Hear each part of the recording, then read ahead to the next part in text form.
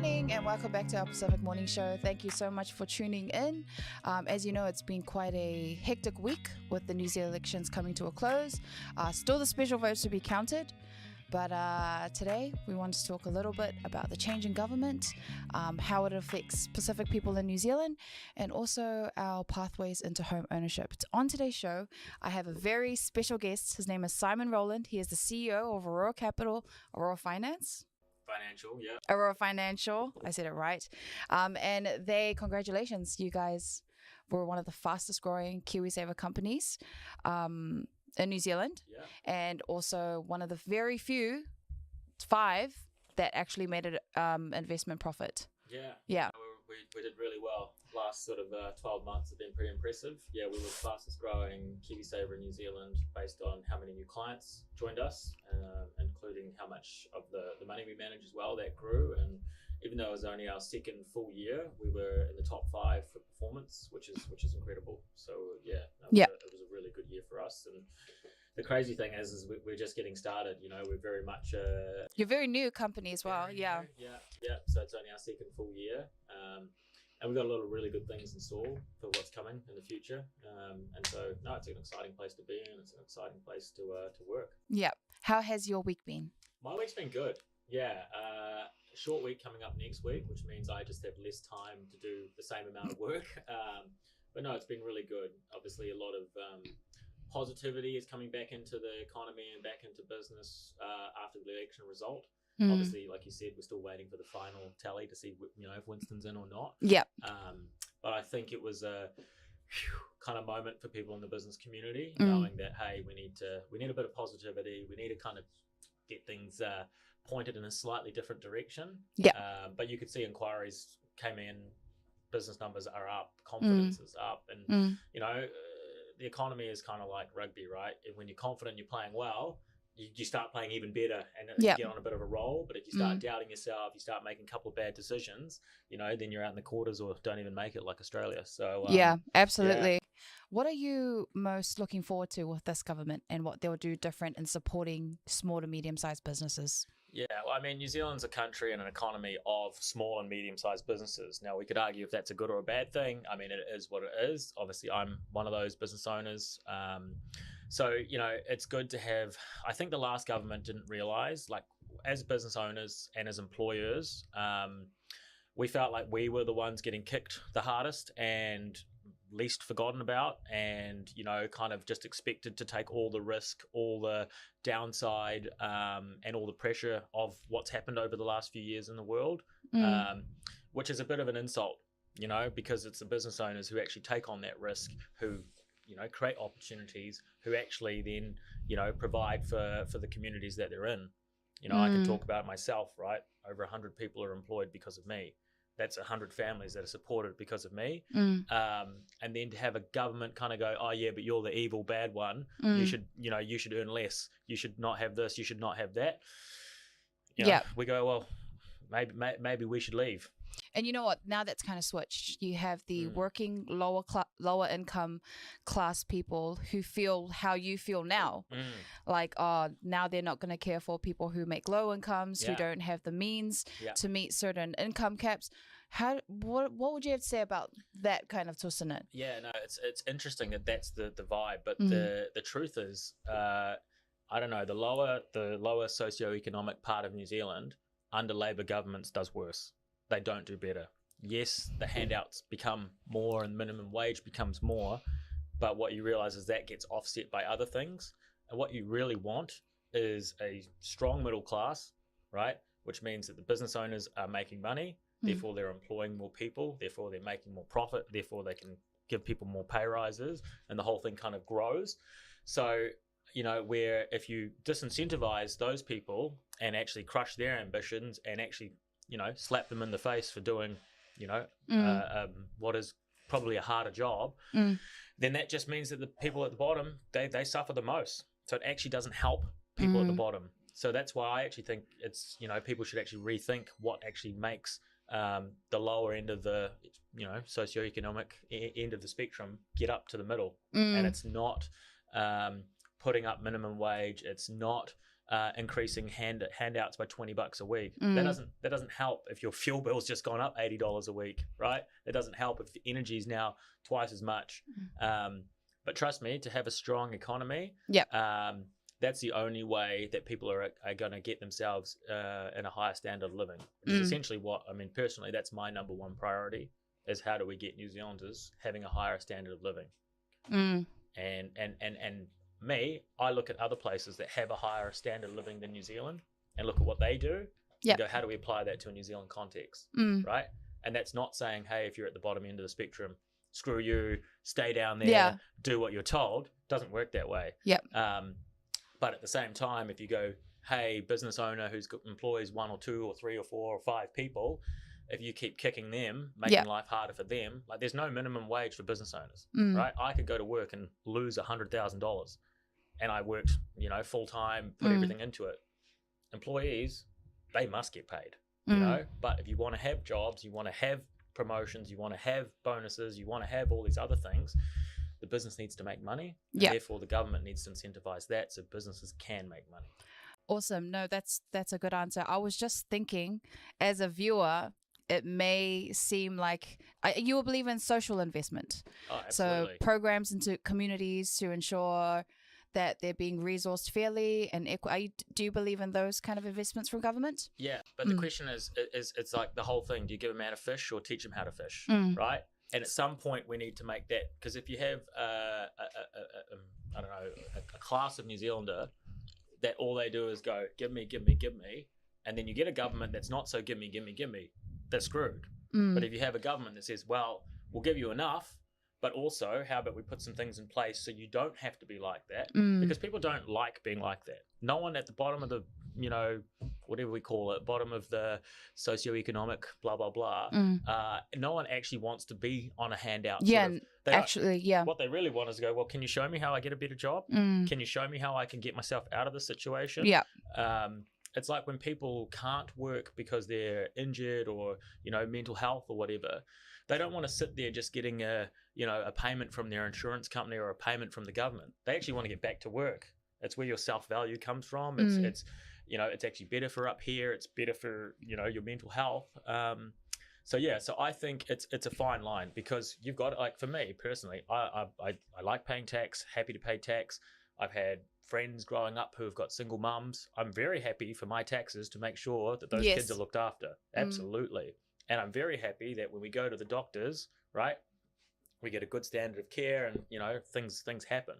But I also understand that those things cost money. And unless the business community is making money, we can't pay for those things. Right. You can't have no business community or a disincentivized business community and all those, you know, social, you know, I don't want to call it, well, you know, but social services that we need, right? So it's just ensuring, like, the outcomes from those programs and investment, they're good outcomes, and they're ones that teach people to be reliant on themselves. In the long term, of course. We all are in different situations where we need more help or more resources, but it's just ensuring that those programs are well adjusted. Absolutely. And that's the thing, right? It should be helping people so they can eventually help themselves, right? Because rather than just keeping them on that kind of, well, and that's the whole thing. Like, most people, like, that's what Labor likes to do. Labor doesn't want to help people. It wants to make them dependent on them, right? And you look back at what 6 years of Labor has done for the lower socioeconomic. Nothing. It's made your life harder. It's made your life worse. I disagree with that. Okay, well, you're just a bit. I'll disagree with that. I think they have had some impact on the Pacific community doing better. They just have different approaches to it, like what we were talking about earlier on the show. We want to get to a certain location, and the one thing I am glad about Labor is that they had Pacific representation. I'm speaking from my lens only. Pacific representation to understand our cultural needs, and then understanding the resources that need to go into that, so that our people can understand different things. But now we're in a government that may potentially have no Pacific people, which is a bit worrying, because then it cuts off the cultural lens. And, you know, everyone has opinions. Oh, that doesn't matter. We're all equal. We're one people, or all our outcomes are the same, this egalitarian society. But culture is actually such a huge part of improving people's livelihoods, in my opinion, of course. No, but I agree with yeah, you. Yeah, and that's not good, right? We can't have 200,000 people or whatever the Polynesian population is not heard and not understood. Yeah, so I didn't realize that the National Party, but I'd still 100% like go. I mean, we look at it from this way: we get hardship applications, right? Which is a sign of what's happening in the economy, and we've got thousands and thousands of clients, right? So we get a wide spectrum, and we've never had so many hardship applications, right? Like this is worse than 2008 GFC sort of stuff, and of course those hardship applications, are predominantly coming from lower socioeconomic backgrounds, right? Not just Polynesians by any means, not at all, but it's spiked under the current regime. Yeah. But who knows? Time will tell, right? And I think it's important that Pacific people don't see National as an enemy. Yeah. And they go, well, how do we work with you? How do we actually go, teacher, if you think you've got a better way, show us how it works for us. And get that engagement. I think that's a really good thing to do. And I think that's the one thing that annoys me is that narrative: National hate poor people and Labour love poor people and hate rich people. Because it's so divisive and it doesn't actually present forward any solutions. So I think my message for this year going forward to Pacific people is just to get engaged with the National Party as much as you can. Yeah, well, understand how they want to make things better. Because trust me, no one wants crime. No one wants poverty. And to not have that, you need to make sure everyone's earning money. You can't just push it to a suburb in South Auckland and go, well, it's not happening in my suburb, so I don't care. It follows you around, right? Yeah. So you've got to make sure that there's opportunities for everyone, right? Absolutely. And on opportunities, right? So Pacific Islanders come to New Zealand in search for wealth. Yeah. So we don't have generational wealth. Do you have generational wealth? Just going to clear that out. Me personally, my mum and dad have worked full time their whole lives. Yeah. All they own is a pretty nice house, but that's pretty much all they own. Yeah. My oldest brother thinks they're wealthy. I don't think they're that wealthy. Yeah. My dad's still working. Mum's retired at age 70. Maybe they'll have a 7-figure net worth between the two of them. But after 40 years of working on good salaries, it's just not impressive. Right. But none of that will get to me, but some of that will get to my oldest brother. Okay. So me, no. My brother, yes. When my grandparents died, I got $20,000. So lucky. Which my parents just got whatever. $60,000 times divided that by me and my two brothers and said 20. Right. Yeah. So a little bit, but not anything to. Oh, I mean, it's a little bit. It's I mean, it's different. People, compared to some people, no. Compared to others, lots. Exactly. So taking into consideration this type of example. A lot of Pacific Islanders come here to New Zealand. I'm not saying all of them, but many of them come over with just a skill and the ability to work. Yeah, which is great. Thank you. We need skilled workers. And we like skilled workers. So, well, that was the other thing. Labour turned its back on skilled migrants, which is strange to have a left-leaning. It's not. New Zealand's the only country where the left-leaning party is anti-immigrant, where the right-wing party was pro-immigrant. That was strange, but anyhow, yes. Okay, so you've got here with the skill. Okay, so Pacific Islanders come here hoping to make wealth. Our minimum wage back in the Pacific Island isn't where they should be. Ideally, in the perfect world. But we come here with a skill and we have family, but we're not really gifted with a home of our own. What is for people who aren't being gifted the privilege of generational wealth, what would your advice be to them in building wealth when they have the opportunity to arrive in countries like New Zealand, Australia, and America? Yeah, so there's the old saying, starts it, grows it, blows it, right? In terms of one generation, next generation. Yes, so wealth can be killed in 3 generations. One grows it and one blows it. Yeah. Which I'm always saying to my parents, which one am I? Like, So anyhow, the harsh but reality is, if you're that first generation in New Zealand, you're not going to have any of the fruits. You're going to do all the labor to set up the next generation to get a little bit further, to set up the next generation to get a little bit further. It takes 2 to 3 generations from starting from nothing to get to somewhere.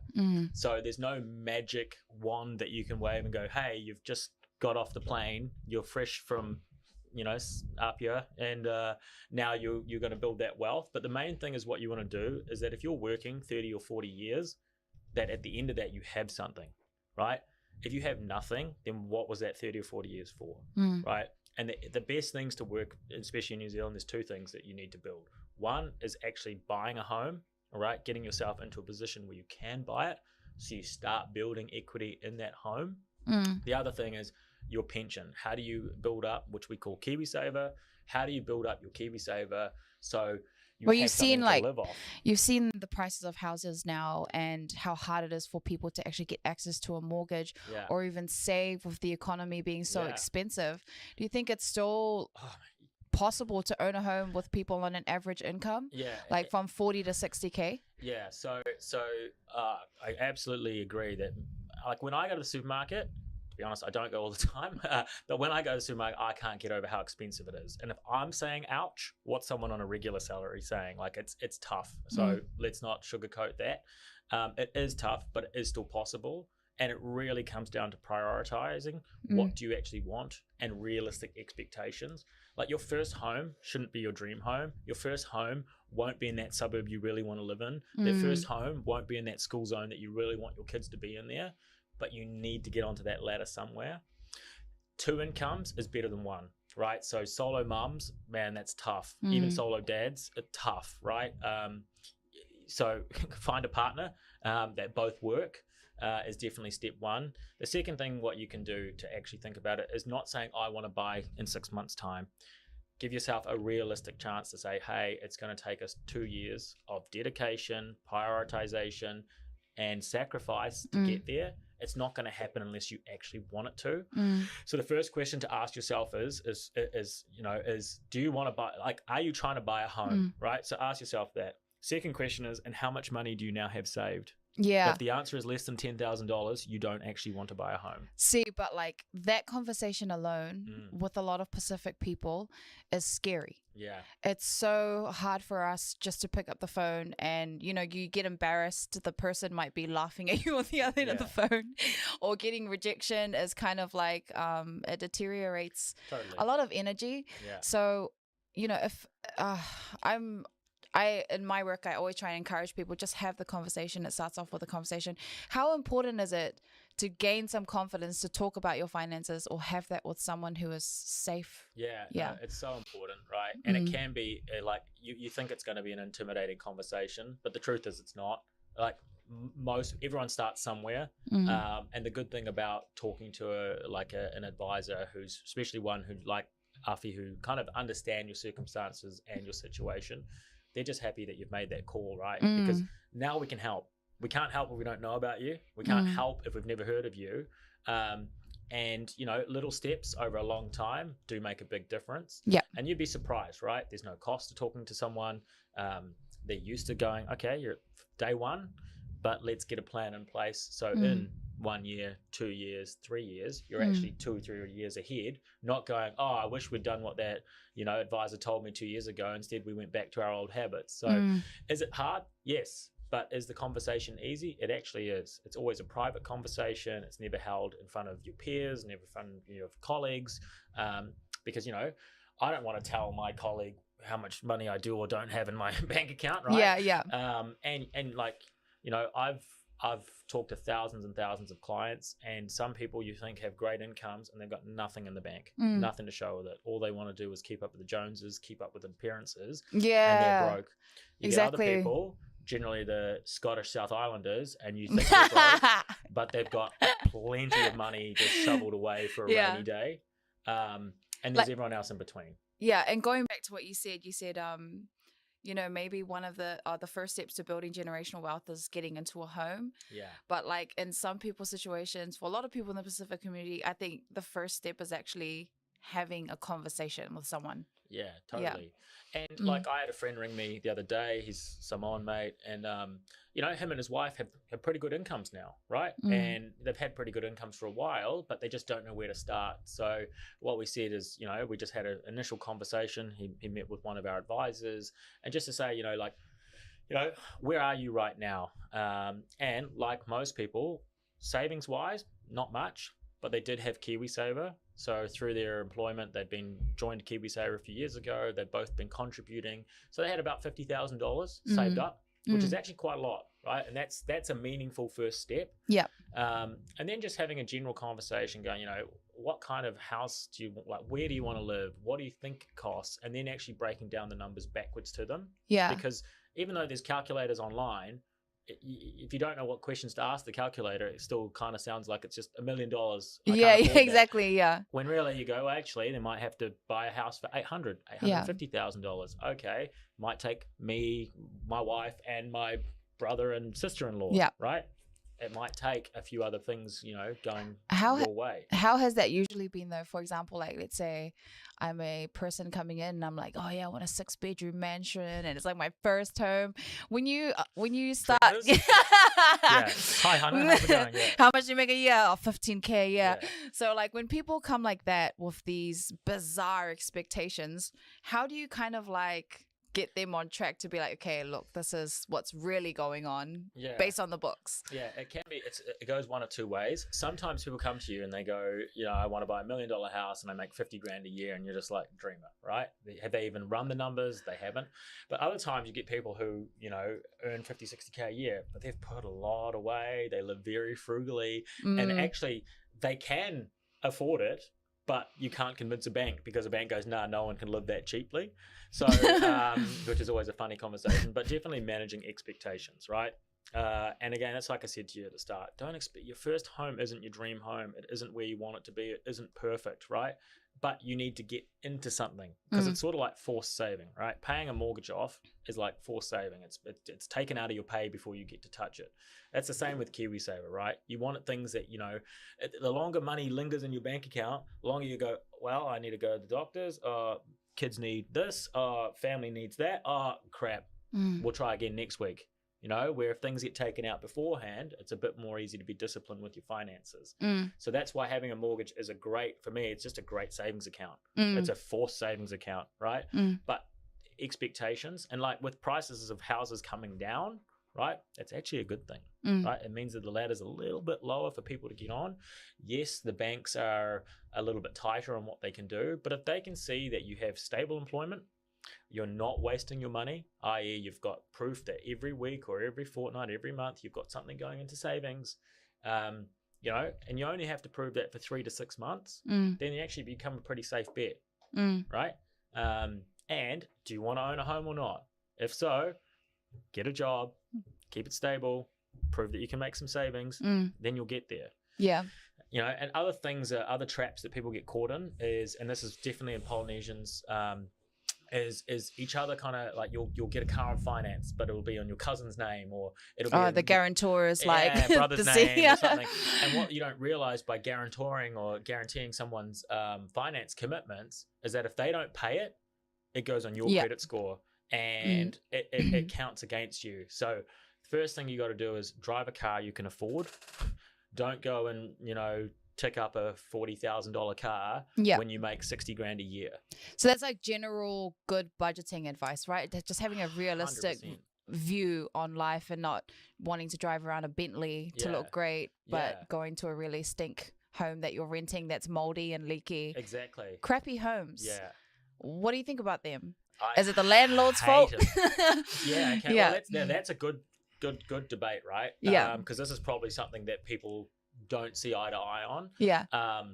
So first and foremost, I hate how cold New Zealand houses are, and it's a disgrace to us as a country, right? And what really pissed me off is over the last 7 or 8 years, maybe 10 years, Auckland house prices have just skyrocketed. But no one went, well, maybe with this increased value, we should actually improve the house to be warm, to be healthy, right? It's not that hard to build a proper, warm, healthy home. It needs to be a priority.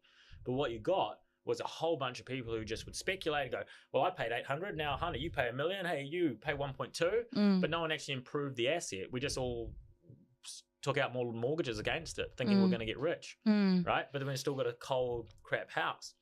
So, and I can talk to you this because I'm a landlord. I have tenants, right? And a good tenant is worth their weight in gold, right? So this whole forcing landlords to basically give landlords no rights to their own home in terms of, you can't kick someone out if they don't pay, you can't kick them out if they trash your house. that's just not going to fly. That's a great way to push poor people down because good landlords will stop buying property and they'll put their money into other things. Right, and then good luck, right? But at the same time, there's got to be a minimal standard. If you're paying $500-600 a week, you should have something. So I'm all for the healthy homes, definitely. So in one of my properties, we installed a heat pump and we fixed a door and we did a few things so that the tenants were happier. Because for me, I want my tenants to stay. I want them to pay, right? And so I've got to do my part. But then also, it's there's two sides of the equation. They need to do their part too, which is, treat the house. Tell me when there's a leak in the shower so it doesn't become a huge problem, right? So it's a two-way street. And any landlord will tell you, if they have a good tenant, they will do anything for them. So me personally, one of my tenants are so good that I'm building some houses on the back. So I offered them half-price rent while we're building at the back of the house. Nice. I didn't have to, right? But I said, well, hey, there's going to be some noise during the day and a truck going past you on the driveway. Is half-price rent while this is being built good enough? Absolutely. It's funny enough, the same tenants, hey, Simon, we've fixed the fence for you. Hey, Simon, are you okay if I get someone around? So just having that good relationship and respect between each other. Yeah. I have not personally heard of any bad landlord cases. Yeah. But Housing New Zealand homes are terrible to live in. Yeah. I grew up in Housing New Zealand homes till I was like, 17? Yeah. 18? They're terrible. Yeah. They're not warm. They leak through so I just feel like before we go and attack people who own homes, who are trying hard, we should put a standard on Housing New Zealand homes. And then the ones they're building out in Southside right now, they look like containers. Have you seen them? Well, to go back to my pet peeve is, Auckland house prices have rocketed, but now they're just building future slums. Like you see the houses, the infill houses, it's just crap. Yet we're paying $1 million to have what would cost $250,000 out overseas to have a pretty average house that's barely warm, barely clean, or barely healthy. So no, I can't say I have seen the ones you're talking about, but it's such a short-term. It's like a transitional home. Oh, okay. It looks like a container, and it looks like it won't fit big families. Yeah. Pacific families are big families, so there has been a lot of talk on engaging with Pacific communities and building houses that fit them, but I don't think that aligns with the budget that government actually has to build. So I feel like if government's always coming forward with the solution instead of giving it to people to find the solutions, they're like, we're going to build this for for a family with 6 kids and blah, blah, blah. I just don't think it'll work. It's not sustainable, especially who have different approaches. So it's been quite interesting. The Kainga homes that were kind of swamped. Yeah. And I don't know what happened there with the developers. But I feel like New Zealand, this has been a general thought for me, we should seek outside help for our construction, our roads and stuff, because I feel like things have just been taking so long. Totally, we should bring in some Japanese or some Germans or all the Dubai people who are building awesome stuff there. They use slave labor, so not okay, maybe not. But some external help, because there has to come a time where we're like, look, it took us 50 years to build this one motorway that changed 50 times. Planning, and it's already bumpy again, and it's been causing traffic for the last 10 years. There has to be a time where we come and we're like, okay, maybe we're not that great at this. Let's look to Australia. Agree with you, definitely. We should look at ourselves as a country and go, what's our strengths and what's our weaknesses, and get help on our weaknesses. Right? Building roads isn't something new, right? It's something that other parts of the world can do well, and definitely that's something we should do better. And housing is exactly the same. So, but to go back to something you were saying before, right? You're concerned that the housing provided by the government isn't really cutting the mustard, right? So I'm going to challenge you on the other side. How do we help Polynesians and help them so they don't need the government, right? Because rather than improving the government, saying, hey, let's get the government to do better housing and all this stuff, why don't we just cut the government out of the equation and actually just help each other directly, so you don't need the government? Right? Because we only need the government because we're lacking on funds to meet a need, right? So the only way to do that is to increase wealth. And for me personally, it's financial literacy. It's understanding economics. It's understanding how everything plays a part. Education, how it plays a role in saving and financial literacy, how buying a home is your first step to creating that generational wealth. So if you come here from a country like Samoa and you come here with intention and purpose. So look, I'm going to start off as I'm picking apples down in Gisborne. Houses outside of Auckland are more affordable, by the way. You can buy a great house in a great school zone in Christchurch. Now. Not like 10 years ago, 30 years ago. Now. Get out of Auckland's the first move. So if you're coming here, like I said, with a skill or even with a job, have a plan for that 40 years that you're going to be here. You got granted a visa to come and work here, honor that, and then intentionally plan, okay, by the 10th year, we will have a home. By the 20th year, I'm able to bring my family back who want to come and study, and then building that wealth and bringing people over who really want an opportunity, a chance at life, is the way to go. But it all starts with being confident and talking about it, normalizing the conversation, and talking to the right people. And I mean, like, having that conversation, right? Because there's things you could work 40 years in one job and you're still on minimum wage, or you could work 40 years in another job and be on 2 times minimum wage, let's say, over a long period.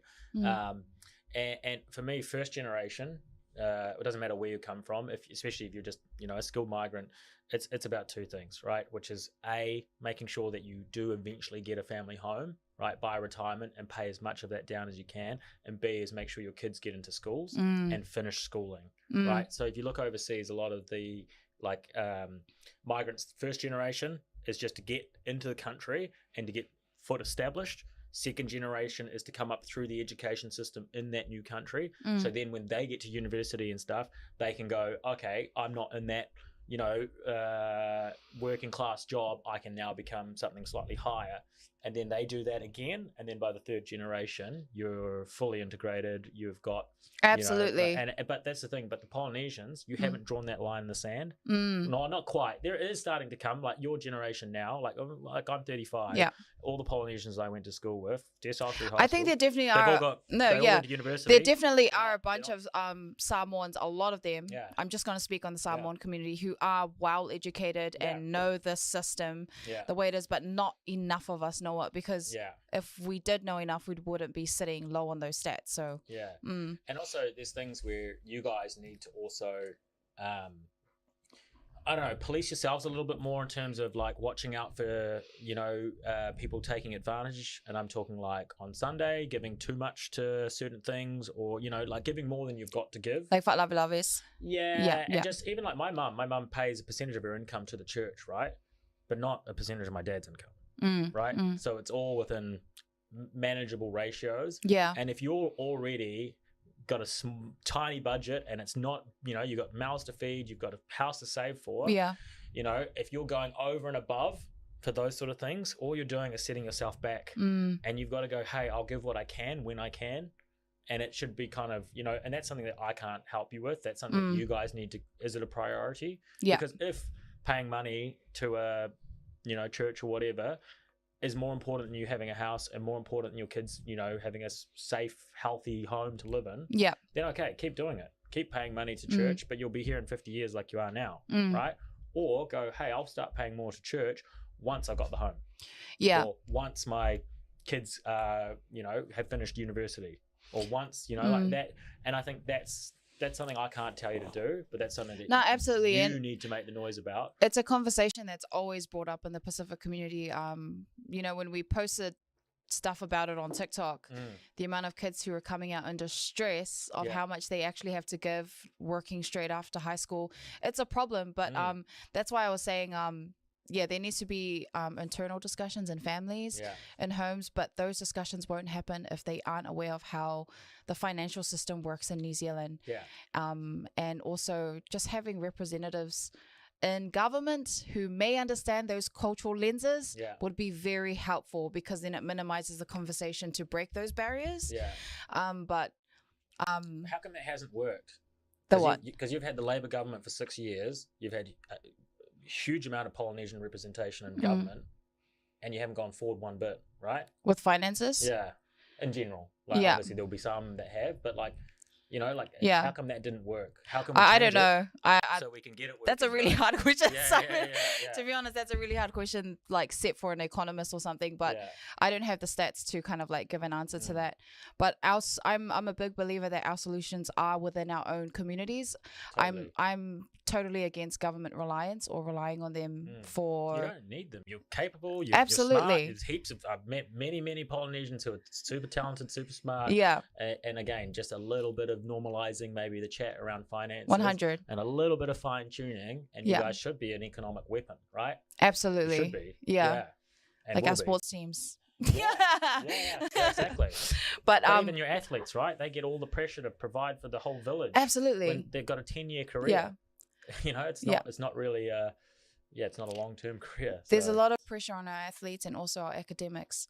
But honestly, we've talked a lot about this. We're going to have more episodes coming soon to our viewers. I just wanted to give you an opportunity to give one last piece of advice for people who want to create wealth for their families. Yeah, it all starts with a simple, phone call or an email. Reach out to Afi and say, hey, here I am. Doesn't matter what your age is, doesn't matter what your income is, what debt you're in. It doesn't matter. We've just got to start. So just having that initial conversation, you realize that the big bad world of finance is not actually that hard to understand as long as you have someone who can sit there and talk through what it looks like, how it works with you. I always say if you understand the rules, you can play the game and you can win at the game, right? Like I talked about this last time. Like the best rugby players in the world know the rules. They're not the tallest, they're not necessarily the most, physically strongest, but they know the rules and that's why they win, right? And so what I want to see happen is the Polynesians learn the rules. Because if you learn the rules, you go, oh, hang on, this game isn't that hard. Oh, hang on, I was doing things that actually hurt my ability to grow my wealth rather than help my ability to grow wealth. And view it as a family. How does a family get wealthier, right? How do we have the place where, if one of the kids or daughters or sons or whatever needs help, the family actually goes, yeah, hey, we've got $50,000 sitting aside for this rainy day. We can make that contribution. Oh, hey, the roof's fallen off at a friend's house. Cool. We can pay for the builders to come round, right?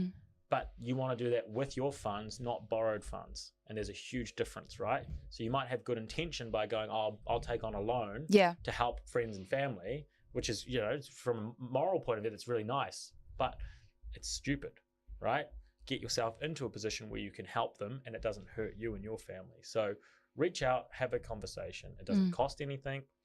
They're not going to judge you, and they're going to get to know you, right? And the more that they can get to know you, for me, what's really important is understanding the values of that family. Because some families, getting into a house is their greatest dream, and that's what they want help with. Great. Other families, it's making sure their kids get into the right schools, and that's actually their priority. And maybe they don't need to put as much into housing; they can work on other things to get into, and that's cool. Or maybe it is, something else, and whatever that is, you want to sit down and have a chat to work out what that is, because you can't achieve everything at once. Absolutely. Pick one or two, and then get that done. Then work on the other ones. So and you can do it. Back yourself. Totally capable. I'm a big believer. So do it. Do it. Do it now. Thank you, Simon, for coming on our show. Thank you for having me. Yeah. Good morning.